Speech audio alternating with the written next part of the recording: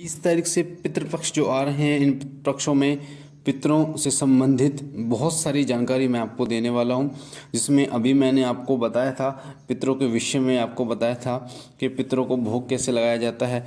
और साथ ही आज की वीडियो में मैं आपको जो बताने जा रहा हूं वो बताने जा रहा हूं पितृ साधना। ये जो 16 श्राद्ध आ रहे हैं 20 तारीख से लेकर और 6 तारीख तक, इन 16 श्राद्धों में आप 11 दिन की जो मैं साधना बता रहा जा रहा हूँ, 11 दिन की पितृ साधना है। इस साधना में आपको आपके पितरों के दर्शन भी होते हैं और साथ साथ में आपके पितर आपको भरपूर आशीर्वाद भी प्रदान करते हैं। पहले मैं आपको बता दूं पितरों की शक्ति क्या होती है। पितर हमारे घर के देवता होते हैं, हमारे घर के बुजुर्ग होते हैं और पितरों की शक्ति इतनी विकट होती है कि देवलोक से ऊपर इनको बताया गया है, पितरलोक को बताया गया है। जो अपने पितरों की सेवा कर लेता है उसे शिवलोक स्वयं प्राप्त हो जाता है। पितरों के आशीर्वाद से ही हमारे घर में बरकत आती है, पितरों के आशीर्वाद से ही हमारे घर में संतान की उत्पत्ति होती है और पितरों के आशीर्वाद से ही हमारे परिवार में हमारे वंश वृद्धि होती है। तो पितरों की उपासना, पितरों को प्रसन्न करना ये हमारा दायित्व भी है, साथ साथ में हमारा फर्ज भी है। उनका कर्ज हम कभी ज़िंदगी में नहीं उतार पाएंगे क्योंकि वो हमारे बड़े बुजुर्ग होते हैं, माता पिता होते हैं। तो हमें पितरों की जो सेवा है वो श्राद्ध पक्ष में तो करनी ही करनी चाहिए। उन लोगों के लिए जो लोग पितरों के दर्शन करना चाहते हैं, उन लोगों के लिए मैं आज पितृ साधना बताने जा रहा हूँ। इस साधना को मैंने भी किया था, पर उस समय पितृपक्ष नहीं था और पितृपक्ष में भी आप इस साधना को कर सकते हैं।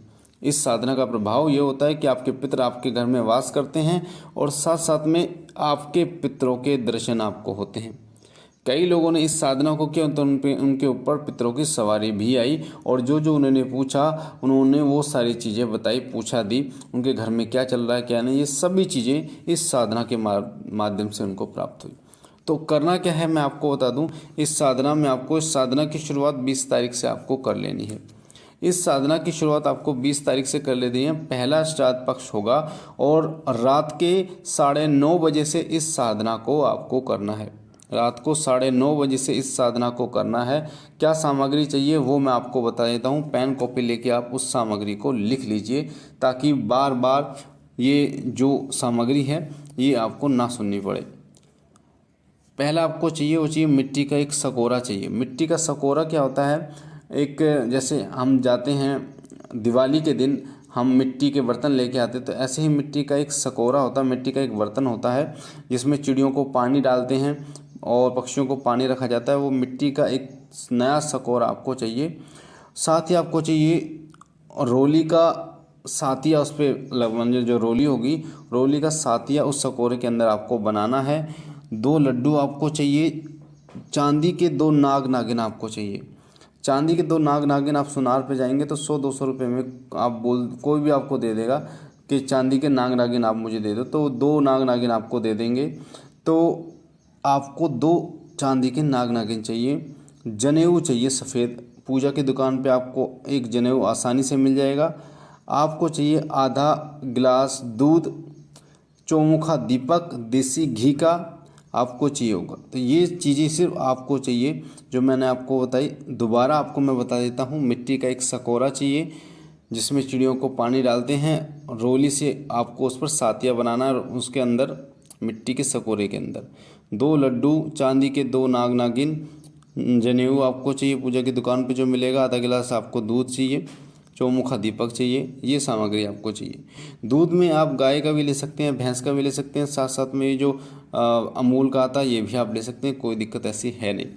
कोशिश करें गाय का मिले तो सर्वोत्तम है, सबसे अच्छी बात है। गाय का दूध आपको अगर कहीं से मिल जाए तो सबसे अच्छी बात है। तो पहले श्राद्ध से आपको इस साधना की शुरुआत करनी है। कपड़े इसमें आप कोई भी ले सकते हैं और सफ़ेद 1.25 मीटर सफ़ेद कपड़े के ऊपर आपको चौमुखा दीपक जलाना है। एक सफ़ेद कपड़ा लेना है, उसका थोड़ा सा गंगा जल छिड़क लें और अपने पितरों का आवाहन करके, हे मेरे पितृ देव यहाँ पर आप विराजमान हो, आपके लिए आसन लगाया है और आपको रात के 9:30 बजे चौमुखा दीपक देसी घी का जलाना है। इसमें दिशा का कोई बंधन नहीं है, दिशा किधर होनी चाहिए किधर नहीं होनी चाहिए कोई दिक्कत है नहीं। अब आपको क्या करना है, उस मिट्टी के सकोरे में आपको रखने हैं 2 लड्डू।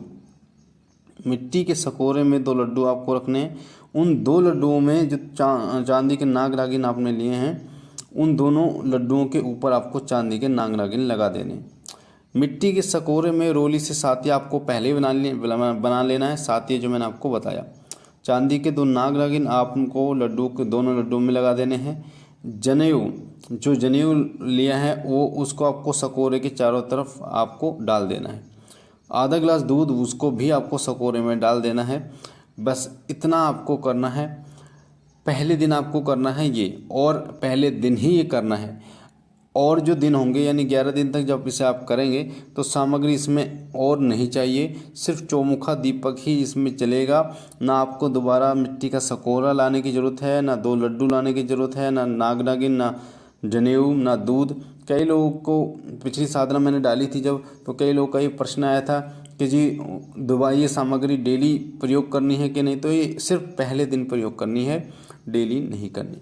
तो रात के 9:30 बजे आप बैठ जाइए और चौमुखा दीपक जलाना है आपको, और आवाहन कीजिए अपने पितरों का।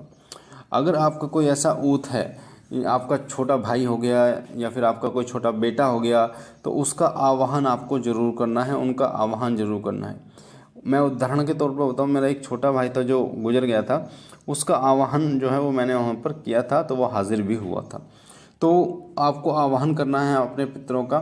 आप नाम भी ले सकते हैं, जैसे आपका भाई है उसका नाम राकेश है, या आपके जो छोटा भाई है उसका नाम राकेश है, क्योंकि छोटों का तो नाम लेंगे आप, बड़ों का तो जो उनका सम्मान सहित आदर सहित जो बोला जाता है, जैसे पिताजी है तो पिताजी आप बोलेंगे, माताजी तो माताजी आप बोलेंगे, दादा है तो दादा आप बोलेंगे।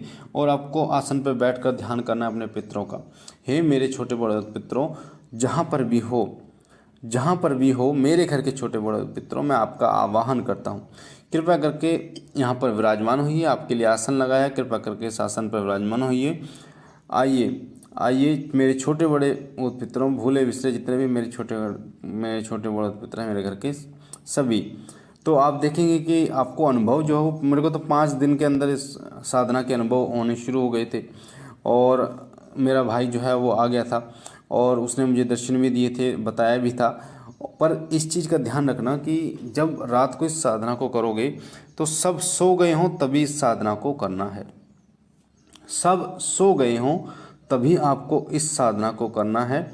और जब आप इस साधना को करोगे तो आपको कोई भी ना तो टेंशन लेने की ज़रूरत है, ना आपको कोई चिंता करने की ज़रूरत है, ना ही इसमें कोई सुरक्षा चक्र की ऐसी आवश्यकता है। आप नॉर्मल इसे आप कर सकते हैं। आपको आपके स्वप्न के माध्यम से भी आपके पितर के दर्शन होंगे, साथ साथ में उनकी सवारी भी आपके अंदर आ जाती है इस साधना को करने के बाद। और साथ ही कई बार तो ऐसा आता है कि वो पितर आपके सामने खड़े हो जाते हैं आपके, यानी जब सो जाते हैं, आप इसे कर रहे हैं तो वो आपके सामने खड़े हो जाते हैं आके वही रूप में। तो आपको डरने की ज़रूरत नहीं है किसी भी प्रकार से। तो जब आपके 11 दिन पूर्ण हो जाए तो आप प्रसाद बांट दीजिए अपने पितरों का नाम का। सफ़ेद खीर बनाइए, पूड़ी बनाइए, उनका भोग लगाइए, 5 पूड़ी का भोग लगाइए, खीर उन पर थोड़ी थोड़ी खीर रख के, और उसे आप बांट दीजिए। ये जो सामग्री होगी, अब इस सामग्री का क्या करना है, कई लोगों का ये प्रश्न आता है। तो इस सामग्री का आपको क्या करना है, जो चांदी के नाग नागिन है उसको आपको मंदिर में रखना है। जो चांदी के नाग नागिन है उसको अपने मंदिर में रखना है। अगर मंदिर आपने पितरों का स्थान बना रखा तो पितरों के स्थान पर रखना है, और उनकी डेली धूप बत्ती उनको दिखानी है। और बाकी जो है जनेऊ हो गया, लड्डू हो गए, दूध हो गया, इसको आपको बहा देना है पानी में। और चौमुखा दीपक आप अपने घर पे रख सकते हैं, कोई दिक्कत नहीं है। तो और जो मिट्टी का सकोरा है उसको भी आपको पानी में बहा देना है। अब कई लोग ये प्रश्न करते हैं कि 11 दिन तक उसमें वो महक आ जाएगी या वो आएगी, तो इसमें ऐसी कोई बात नहीं होती। वो आपको ऐसे जैसा आपने रखा है ऐसा ही रखे रहने देना है, आपको साधना करने से मतलब है। तो इस साधना को कीजिए और अपने पितरों को प्रसन्न कीजिए। इन पितृपक्ष में ये जो साधना है सर्वोत्तम साधना है आपके पितरों को प्रसन्न करने के लिए। ये आपको कहीं नहीं मिलेगी, ना आपको कोई बताएगा, क्योंकि गुरुमुख साधना है। इसे आप कीजिए और अपने पितरों का आशीर्वाद प्राप्त कीजिए। बाकी मुझे आशा ही जानकारी आपको पसंद आई होगी। अगर आप पहली बार हमारे चैनल पे हैं तो आपके सामने जो लाल कलर का बटन है सब्सक्राइब का, उसे दबा के चैनल को कीजिए सब्सक्राइब। बेल आइकन को दबाइए, घंटे के निशान को, ताकि जो हम जानकारी डालें वो सबसे पहले आपको प्राप्त हो। हमारा नया चैनल, उसका लिंक डिस्क्रिप्शन में है, उसे भी सब्सक्राइब कीजिए, उसके साथ भी जुड़िए, ताकि भक्ति और भक्ताई से जुड़ी जानकारियाँ आपको निरंतर प्राप्त होती रहें।